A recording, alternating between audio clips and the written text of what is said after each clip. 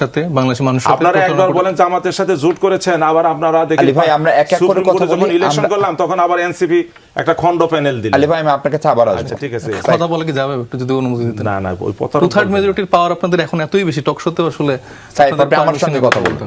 BNP হচ্ছে স্বীকৃত প্রতারক একটা এখন রাজনৈতিক দল এবং এটা প্রমাণিত। না এইভাবে বলবেন না, এইভাবে আসলে জাতির উদ্দেশ্যে বলা উচিত না। এটা কি বলবেন আপনি? দেখেন না 90 হাফিজ এই ইস্যুতে কি বলবেন? গণভোট, মানবাধিকার কমিশন কিংবা আপনার বিচার বিভাগের জন্য পৃথক সচিবালয়, যে দুটোতে বিএনপির আনুষ্ঠানিক আপত্তি ছিল না এবং এখনো বিএনপি বলছে তারা এটি করবে। বিএনপি হচ্ছে স্বীকৃত প্রতারক একটা এখন রাজনৈতিক দল এবং এটা প্রমাণিত। না এইভাবে বলবেন না, এইভাবে আসলে জাতির উদ্দেশ্যে বলা উচিত না। এটা কি বলবেন আপনি? দেখেন না 90 এইভাবে কারো মান সম্মান হানি করা উচিত না। যেটা বাস্তব সেটাই আমি বলছি। শুনেন আপনারা আচ্ছা, আমি আবার আপনাকে সাথ বলি ভাই। না এইভাবে বলা উচিত না, আমার সময় একটু বলতে দেন। না এইভাবে বলবেন না। যেটা আপনারা প্রতারণা করছেন এটা এখন এইভাবেই বলবো।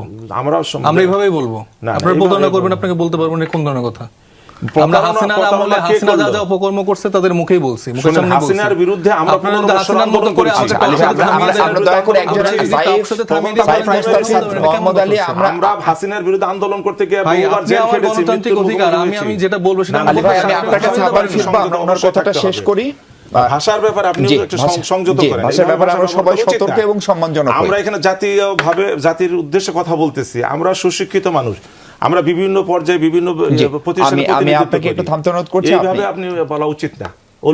বললাম বিএনপিটা এখন প্রতিষ্ঠিত করে ফেলেছে, তারা জনগণের সাথে বাংলাদেশের মানুষ। আপনারা একবার বলেন জামাতের সাথে জোট করেছেন, আবার আপনারা দেখি আলী ভাই আমরা এক এক করে কথা বলি। যখন ইলেকশন করলাম তখন আবার এনসিপি একটা খণ্ড প্যানেল দিল। আলী ভাই আমি আপনার কাছে আবার আসব। আচ্ছা ঠিক আছে, কথা বলে কি যাবে একটু যদি অনুমতি দিতেন। না ওই টু থার্ড মেজরিটির পাওয়ার আপনাদের এখন এতই বেশি, টক শোতে আসলে আপনি আমার সঙ্গে কথা বলতেন। না এইভাবে বলবেন না।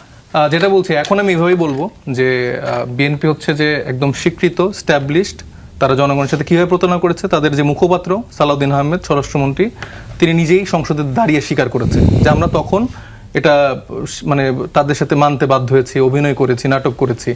তো সে যে ইজ এ মানে ভেরি গুড পারফর্মার এবং সে সেটা প্রতিনিয়ত প্রুফ করে যাচ্ছে।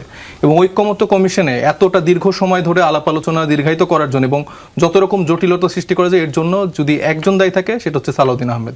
এবং সে একা ডোমিনেট করে, মানে তার ক্যালিভার নিয়ে আসলে মানে সেটা নিয়ে কোনো দ্বিমত নেই, কিন্তু সে তার মানে ক্যালিভারটা সে খারাপ দিকে নিয়েছে। যে সিস্টেমগুলো আমরা পরিবর্তন করতে পারতাম, রিস্ট্রাকচার করতে পারতাম, রিফর্ম করতে পারতাম, সেগুলো না করে সে জনগণের সাথে একরকম মানে প্রতারণা করে সে তখন একরকম বলেছে। তাদের প্রধানমন্ত্রী সেও গণভোটের জন্য ক্যাম্পেইন চালিয়েছে এবং আলটিমেটলি যখন মানে পিপল সভরেন্টির জায়গা থেকে পিপল সেখানে রায় দিয়েছে 70%, অলমোস্ট 70% যখন রায় দিয়েছে, সেটাকে উপেক্ষা করে তারা সংসদে সেটার শপথ তারা নেয়নি। তো এটাকে কি বলবো তাহলে? এটা প্রতারণা না? এটাকে যদি আপনি বলেন যে না এইভাবে বলবেন না, তাহলে এটা আমাকে বলেন, আমি তো এটা কোনো অসত্য কোনো তথ্য দিচ্ছি না।